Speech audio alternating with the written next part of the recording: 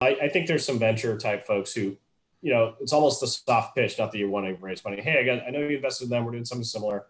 Who did you guys use? And it's a way to build a relationship and start something. But, those would be the two thoughts I have. No, those are good ones. The academic circles I'm going to start with is Harvey Mudd and UCLA and UC Irvine that all have plasma programs, fusion programs. But none of the curriculum really teaches fusion, which was surprising. And they teach plasma. And no, I don't need that level of mathematical expertise. I need fusion. So thank you for that.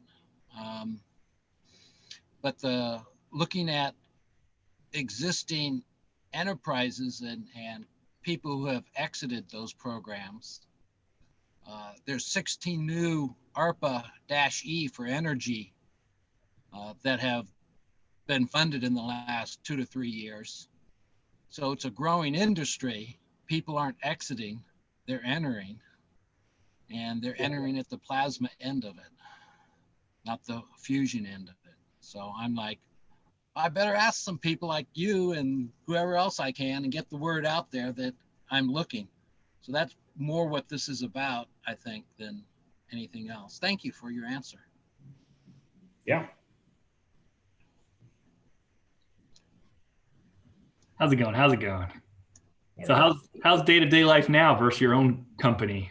Or is it still kind of your own company inside of JP Morgan, or how's that? No, it's definitely not that. So yeah, it's interesting because I would say a lot of folks who've done something out of Harvey Mudd who then get acquired, if you go to the software route, usually get acquired by a software company that, and yeah, it might feel corporate because it's bigger, but it's still software, right? Or let's say it's an engineering thing. Like we were basically a fintech, which is more of a software company than a financial company. You have elements of finance getting bought by a bank. So there's a real culture delta too, in terms of, and just core competency delta, where JP Morgan's I think it's the best run bank and I've worked with a bunch of them, but it's a bank. It's not a software development. They don't, like, the product management teams don't really talk to customers. You know what I mean? Like only the bankers are allowed to talk to customers, so it's very like, how do you run product management without talking to clients? Seriously? Well, there's a lot of those types of things. Yeah. There's a little bit of, thirst in the desert for, JP Morgan in particular. They bought another fintech 2 years ago, WePay up in Silicon Valley. And, there's a stated desire to, be more innovative and kind of foster that. And then there's just an institutional inertia of 57 different control areas or whatever it is that make it hard to do. So, but it's fun. It's a good challenge. And, it's you having some Accenture, big company background, I think is important, because if we were starry-eyed entrepreneurs, just, wrote some cool software in our basement, like, man, it'd be tough. So takes some patience. But then on the flip side, like, there's deals we closed that we had a sales guy hitting on for 3 years that we closed in 6 months. So it's like, there's tremendous horsepower there when you get things right. So it's actually pretty cool, and it's been good for a lot of our people. And, so it's just interesting, How big was Instamed? How many employees when you got? About 350. No. Yeah, we were getting there. Yeah. Can you talk a little bit about what Instamed did and like how you got it off the ground, or? Yeah, sure. So, the original genesis, we knew about, it was right when web services were coming into vogue and all that, and healthcare information flow. You go to, especially 50 years, like, they submit a claim in the mail that gets to the insurance company that someone eventually it takes like 2 months before anyone knows who owes what to anyone else, right? It's this very horrible administrative process. And it was starting to electronify. And so we did a lot of work around, let's electronify these flows with real-time information flows. That was kind of the original hypothesis. But then we said, and we'll do this payment thing too, because as information flows real-time, then payments can flow real-time. As people have deductibles now, How do you know what to collect at the point of service? Things like that. And so, but we sort of stumbled into payments without knowing what that was. And, but really what we had to build was words that didn't even exist. Things like an omni-channel payment capability with deep vertical integration is what we were doing. And now in the fintech space, it's, oh yeah, you're an omni-channel, meaning e-commerce, point of service, like back office, those are channels. So we had to build that out. So the short story is, for those of us on the West Coast, Providence St. Joseph's is a client. Hoag Hospital is my local, hospital health system. When you pay your bill, it goes through us. And whether it's integrated into their Epic medical record system or standalone, we help facilitate the commerce of healthcare. And whether it's an insurance company paying the doctor bill, we do that electronically. Helping the consumer understand either what they're going to owe or what they do owe, and offer many ways to pay it, pay over time, those types of things. And so we're marrying both the payments, but we're also marrying that in with the healthcare specific information flows so that we have a value add. Because all the banks, everyone see healthcare as a rising space. There's a ton of money flowing. Everyone wants a piece of the money pie, but how are you differentiated? So our differentiation was sort of being a healthcare specific payments platform. PayPal for healthcare is the short, is the quickest example of it. And one of the other things that's pretty cool is we really began to pursue a network effect. And these are the types of things I would transition any business. Obviously, there's just technologies that are just really good, but if you think about social media, it's a network effect, right? You join because people are on, it's pretty common. We did that in B2B payments. So we'd go to an insurance company, United Healthcare or one of the other folks, and we'd say, hey, we can, instead of you cutting checks to the doctors, use us. We'll cut checks, but we'll get them to sign up for a direct deposit, right? Pretty simple idea, and it'll cost you less money. You don't have to cut a check anymore. But as we're getting them to sign up for direct deposit, they're joining our network. Now we're getting them to sign up for any insurance company to go electronic. And they're giving us their bank account, they're giving us a login, all those kinds of things. So we can upsell more stuff to them. And when we go to the next insurance company, hey, I already have 27% of the doctors in your area already signed up for electronic.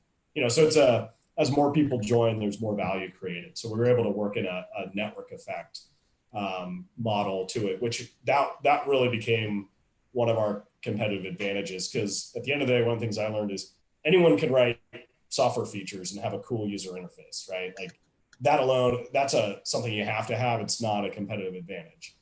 Obviously you can have a feature that no one else has, and it can be a temporary advantage, but you have to think about long-term advantages that are hard to attack, and things like networks that you've built out over time that would take someone else 5 years to build out, and a lot of persistence and capital are really, defensible, make you defensible differentiations. So you didn't have to pitch this to the hospitals. You just pitched it to the insurance companies, and once they were signed off, the hospitals had to follow suit. I mean, like any good network, you do both, right? And they could choose to keep getting checks, but of course they don't really want to. It's about part of the value is, yeah, okay, that sounds great. It's sort of a no-brainer to join. Once they joined, then we'd upsell the hospital on let us handle your consumer payments, and that's where we really made money. Because as a merchant in payments, consumer payment, they're all paying 3%. Guess who's getting the money? Payment processors like PayPal and the banks who are issuing the credit card. So we attached ourselves to that flow of monetization as our primary play. And yet, if you're a bank and you don't have a healthcare specific offering, you're just competing on price and maybe relationship. Where, hey, we're providing value add workflow. We're really helping our clients do it. I think that's a space that's ripe in general. Is there's a lot of areas where if you come in with industry or domain specific solutions, you can disrupt the kind of generic capabilities that exist. Like people were doing payments in healthcare before we came along. We just did a little better and a little targeted, and then the network concept really helped with distribution, right? Because that's the other thing is you can have a great product. It can be expensive as heck to sell and market, and we would have had to raise 10 times the capital to get to the number of customers we had for sales and marketing, and it wouldn't have been worth it without some unique way of acquiring customers. So things like customer acquisition cost and customer lifetime value, the Bessemer article on that is like the Bible. You know, what is my customer acquisition cost? What's the customer lifetime value? You know, those types of things are gold. And if you can do technology things to really improve your customer acquisition costs, great. You know, that itself can be a competitive advantage. I'd rather sell an inferior product through superior distribution than a superior product through inferior distribution.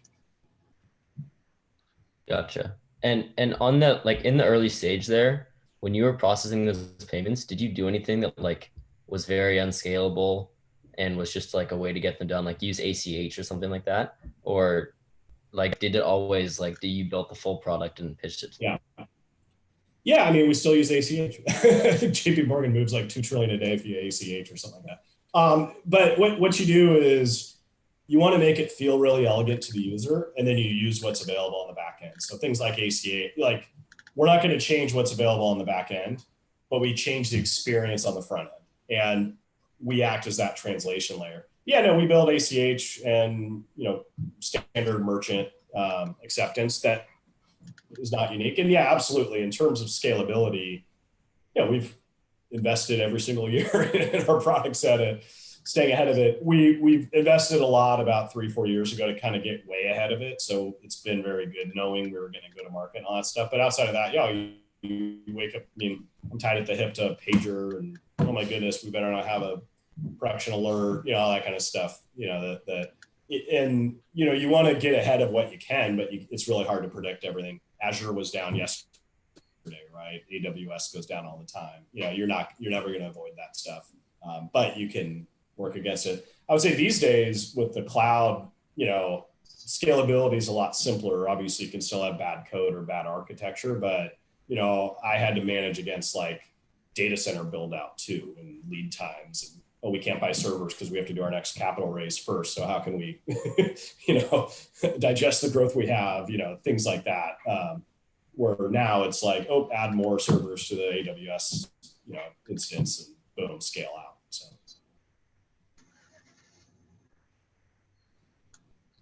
Even Google. I wanted to. Yeah, people go down. Should we flip coins? All right. No, let Ronely go. There we go. Yeah. Okay. Oh, thanks. Chris, you said at the beginning during your intro that you had an interesting investment story, and I was very interested to see that you said you took money from like angels as well as banks as well as VC. So you've done not just the traditional Silicon Valley where you take angel and then VC. If you could talk about the different levels of investment that you took and what you thought was really great about them, or what they're more like, they lend themselves well to, like one is more for fast moving, one is more for the, I mean, healthcare is a long and arduous road. So you have to have a partner who's willing to stick it through it. So. And believe me, there were plenty of investors who thought it might be a little faster than the 15 years we took. So, but yeah, no, yeah, I think it's important to be realistic. And luckily, we ended up in the right spot. You know, maybe it wasn't always purposefully, but one thing I would say is there's an East Coast versus West Coast venture mentality for sure. West Coast venture is better valuations, tighter terms, a little more focused on grand slams, and watch out if you're just a double. You know what I mean? Like, there's a little bit of an element of like, they want the next grand slam on their resume, you know, and it's very flashy, and you sell yourself as a grand slam, you become a double, like, ooh, you may not get as much love and attention, and you may get tossed in the trash heap, you know. East Coast venture is a little more patient. Like, they know they're not going to compete. We ended up almost all the venture we took was East Coast, and they know they're not going to compete with Silicon Valley and the brand names in California and all that, but they're looking at good economics. They don't mind hitting doubles and triples, you know? So that's just one factor. And, you know, we had a great base of angels on both the East and West Coast just through personal networks who actually gave us leverage in subsequent rounds through, yeah, we can follow on, or yeah, you're going to go raise, you know, at the time, these numbers now are small, but at the time, you know, we're going to go raise 5 million. They're like, hey, we can find our way to doing 3 of it. We'd like to only do 1.5, but you know, if you need us to, we'll do that. So now you have leverage when you're talking to the venture folks. That, yeah, we got 3, up to 3 if we need it. Maybe we'll do that. But if you want in, now you have something to negotiate against. That was super helpful. It's hard to do, let's say, you know, it's not a magic ball game. And then, yeah, we had a mix of strategic. I think most importantly was making sure that we never sold the farm. So while we lost control as a management team, you know, went below 50%, 8 years ago, the highest entity at the table was 15%, right? So, you know what I mean? They either all have to gang up on us, and some of those are angels, some of them are venture, some of them are strategics, and they all have to gang up on us, or you know what? We still have control even though we don't have 50%, So that's an important mix thing where if you give a 35% chunk away and there's a path to 51 with some, convertible debt or something like that, like boom, 51 and done. Or, a big venture at the table with a little venture who really likes them or doesn't want to make them mad next time, who will vote with them, like those are the types of things you have to watch.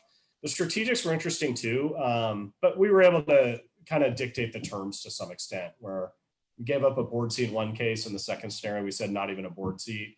And we basically said, look, we don't want to send the wrong signals to the markets. So we kind of kept them in a box. They just want to, have generally some light protection, some commercial advantage, and then look smart when you do well.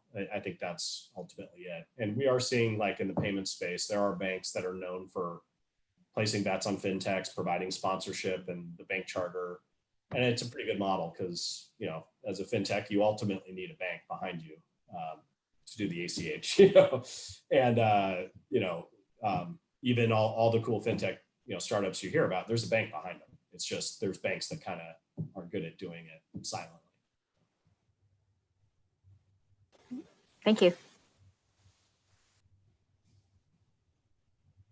Gary, did you have something? Yeah, Ray, all these years, I've watched your company from afar, and also MavenLink with Ray Granger. You guys are very similar in many respects, different kinds of companies. I always thought when you look at companies, why they succeed, when you look at a company like DreamHost, it was a kind of company that students just coming out of college could build, expand, and sell. There was no constraints on that except to some extent luck and skill.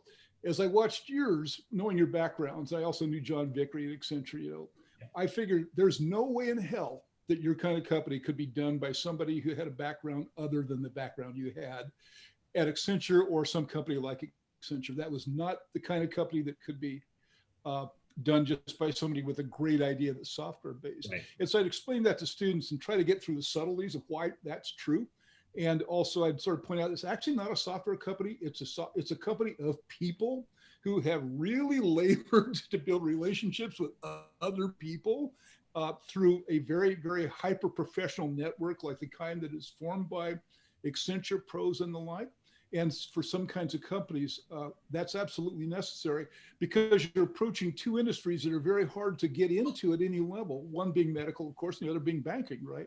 My brother has a service company similar to yours that's approaching banking, and he has all these bankers on his board because otherwise bankers won't talk to him about anything, right?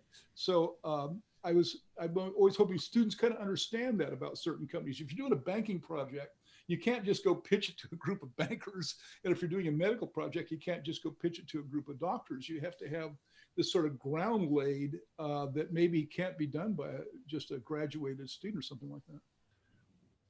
Yeah, I'm a big fan of the consulting path. I only did it for less than 5 years, but I didn't wake up as an entrepreneurial, I'm going to go start a company and conquer the world. And I think there's people that do that, have the idea and go make it happen. That's awesome. But there's definitely a path where, keep it in mind as you start your career that, hey, I'm doing this to gain experience and to find potential business problems that no one is solving well. And, keep that entrepreneurial spark in the back of your mind so that when you ultimately find dude, this is so messed up. Why doesn't it work this way? Then you're like, ding, ding, ding. Maybe I can do that. And the 3 other people I've met, hey, do you think, now you've met people with skill sets. So that's a powerful model for sure. And you'll find all sorts of stuff out there, right? I mean, the world has to reinvent itself for sure. Banking needs to be reinvented. And it is, right? I mean, there's all these startup banks and all this stuff happening, and Goldman Sachs hiring people in sneakers now. And, there's a desire, they know, a lot of industries know the disruption is coming. And yet they just, while they talk about innovating and self-disrupting, they're going to acquire their way to it or be disrupted. They're not going to do it in-house. Yeah, I'm always like people worry about don't start a consulting company or don't, just make a product or you're going to be stuck consulting. But it's a good way to find the problems and to make some money while you work it out and to build up some relationships and and then Yeah. get a good product going. Anybody, what was your first customer? Like how did you get your revenue, whatever? Yeah. United Healthcare was technically our first customer because we consulted there. So, and we got like $17 a month we went to a couple doctors and like, let us submit your claims electronically. And we got 17 bucks a month. And then as we got into payments, we literally went and signed up some pizza shops, and there was a cinnamon, what's the name of it? Some like boutique bakery in Philadelphia where we were headquartered. Just because once we finally got into payments, you could sign up folks and make money on the payments. And like half our revenue when we were 100K a year in revenue was like non-healthcare. So total bootstrap, yet not even like not funding at all, So, and, a lot of our early experiences, what we ran into early, this is like 2005. We started in 04, it's 2005, let's say late 2005. We had a nice product. We could demo, we get some small docs using it, but you're giving it away to get, and we go demo like a mid-sized hospital and they say like, yeah, that's pretty cool. And then there's like, basically, sorry, there's no way we're going to buy it. Like that, it's related to money that goes through our finance department. They're playing golf with their bank. So really wasn't until 06, 07, we actually, we kind of bumbled our way into getting a partnership with a bank with a pretty limited, probably non-successful product just because we couldn't sell. We could sell down market where horrible cost of acquisition, where a bank's partnered and gave us 6 of their current hospitals. Can you convert them in 3 months? And we did. And then now all of a sudden we just had access to like real clients using it and feedback of a more enterprise client. And we're able to really build the product out that way. So plenty of luck along the path, but we were too early for our market. Now there's been 3 waves of competition. There was a wave that started just after us that literally all died. Like we were the only survivor from that cohort. Similar idea. We're not smarter than them or anything else, just kind of got lucky. Same thing with the middle wave, pretty much all gone. A couple were acquired for a non-successful. Now there's a third wave. Those third wave guys are starting up 3 years later. They're, with like a year and a half in, they've raised 50 million, and their product's really slick and, boom, boom, boom. And it's like, man, it took us 9 years to get to where they got in a year and a half, like that type of thing. We were early, but because we were kind of early, being patient, having patient capital was key because, that you can have a great idea and be a couple of years too early and you're DOA. So yeah, you guys kind of, you were always planning healthcare, but it was just a little bit of a way to get some money. It wasn't like it was just a way to get money. Yeah. And just through network, because it's kind of like once you get, it's called ICE, you can be an independent sales organization for merchant processing. And like, there's companies out there that just do that. It's just a bunch of slick willy guys in the field who walk into restaurants and shops and like, oh, I can save you money. You're selling the same product that everyone else is selling, but it's sales and relationship, Yeah. So we did a little bit of that, but not scalable, right? Because most of those shops were through someone new, kind of thing. So.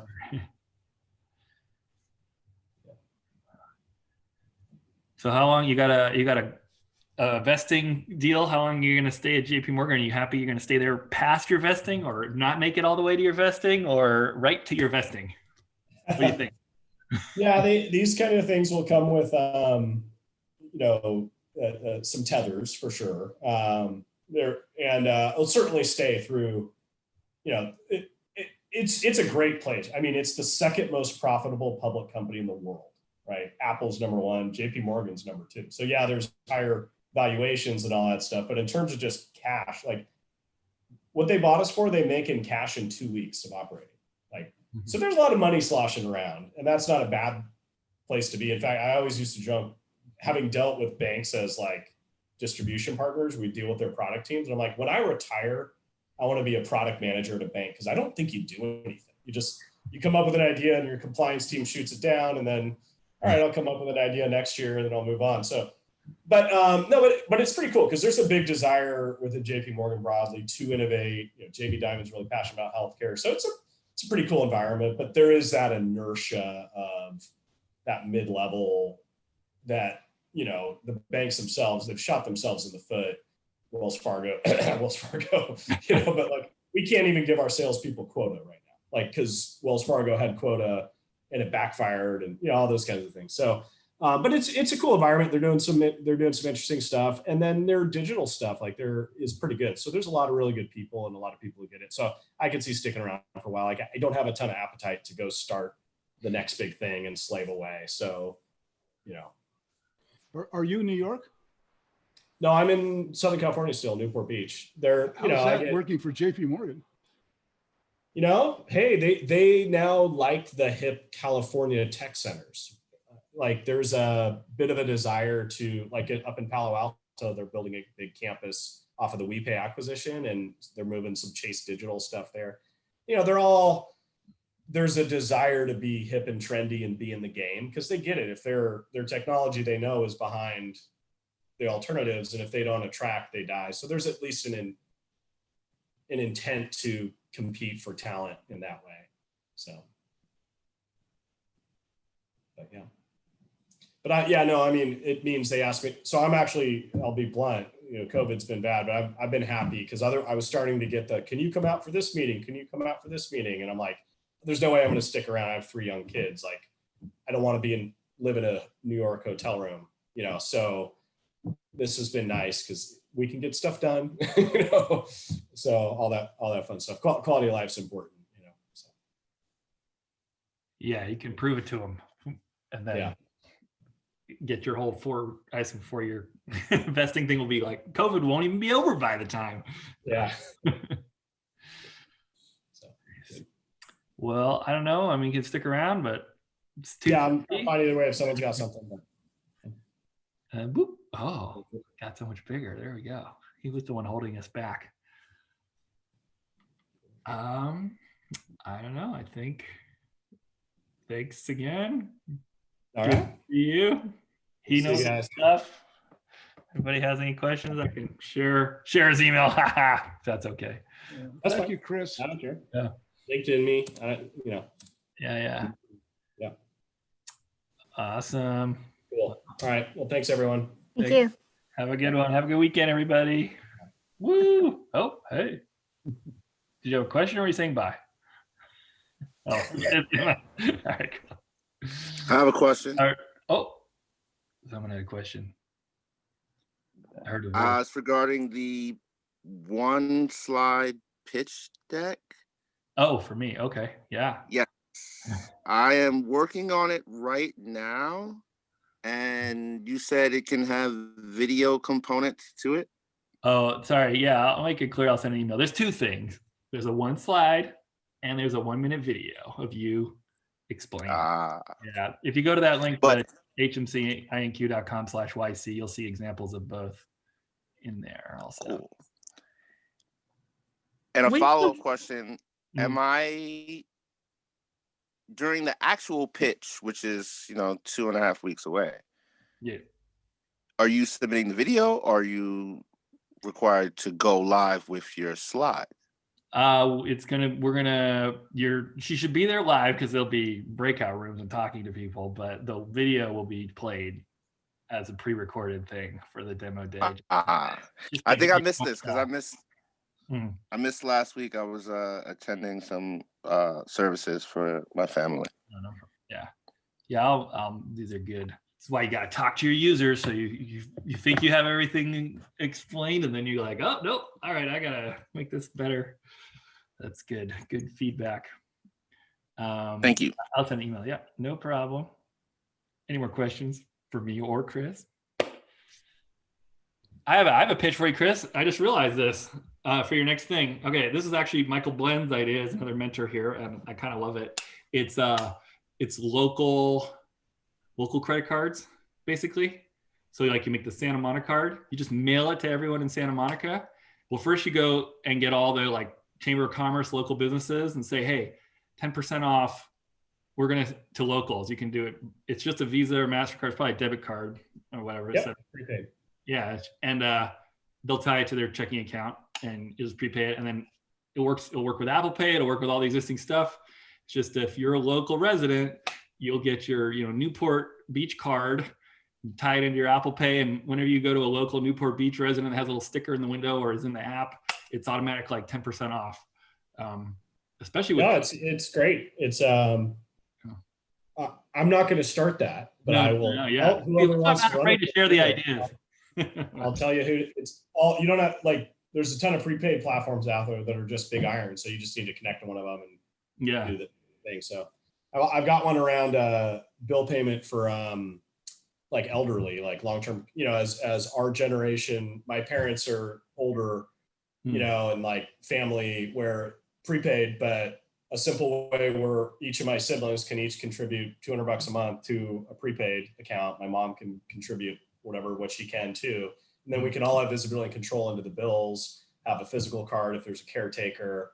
So, but all app-based visibility in your parents' finances, maybe not the entire thing, but at least the monthly in and out, especially in a model where, siblings are contributing and all that kind of stuff. Cause you get people, you give the caretaker the credit card and all of a sudden a pair of shoes gets bought, like there's all those types of things, rip off. So just a platform, whenever you can use a prepaid card or a credit card, there's money to be made. There's a instant built-in financial model, which is actually beautiful in many scenarios. So. Yeah, that's a good thing. Yeah, you just go, and then we take a percent. Make money. Yeah, exactly. Yeah. You don't even have to negotiate for it. It's already there. Now you got to split it with your big iron sponsor, but profit.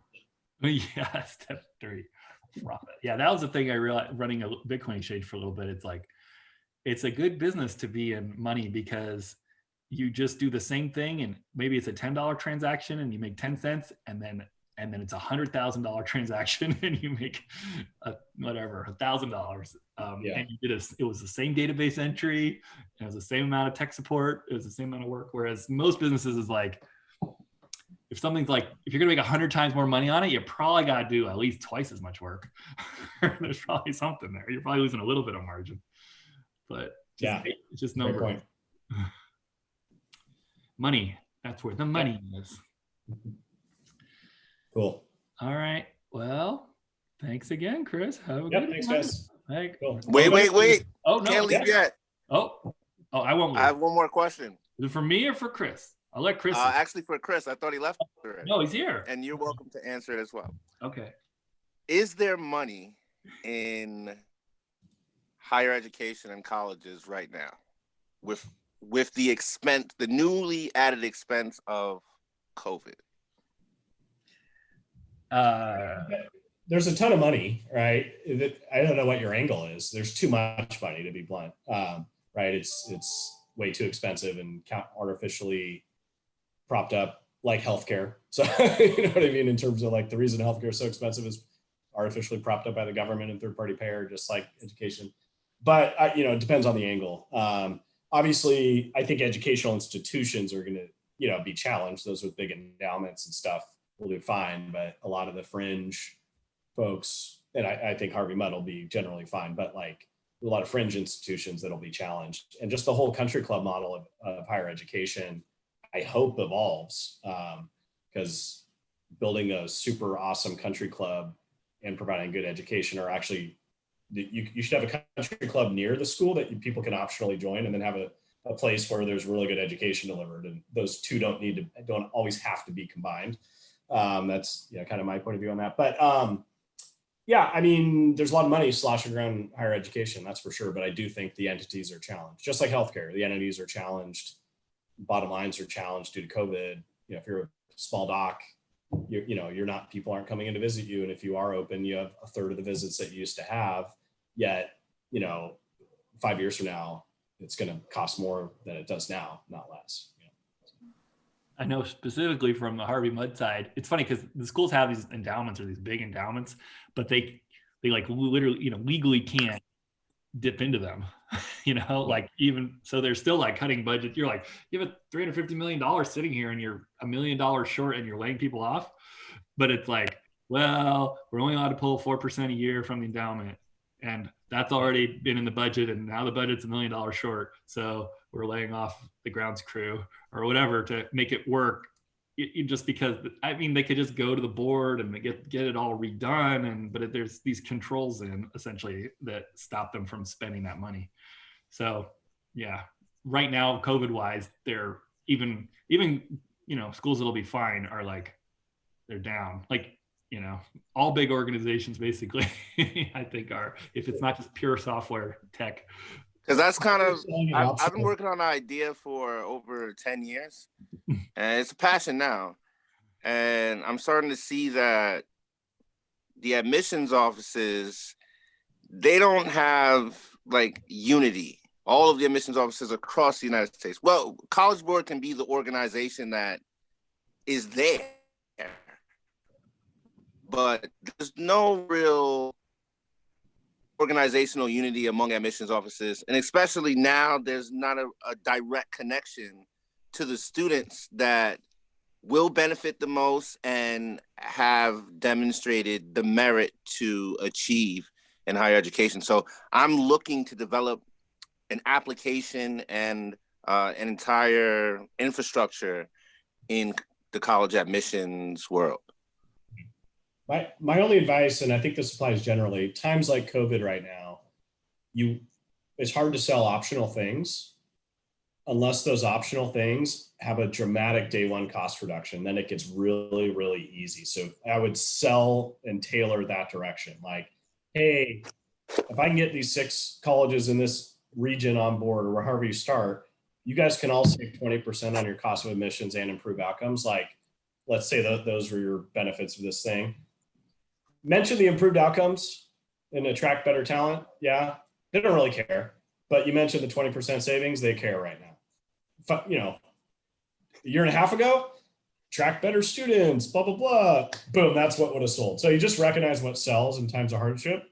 Cost saving sells. As long as it's everyone sells, oh, save money. Like if it's demonstrable, quick hit, you really want to like, look, give us a shot. We'll save money. Boom, boom. That's everything in times like this. Well, I could say that I have some institutions on me and action.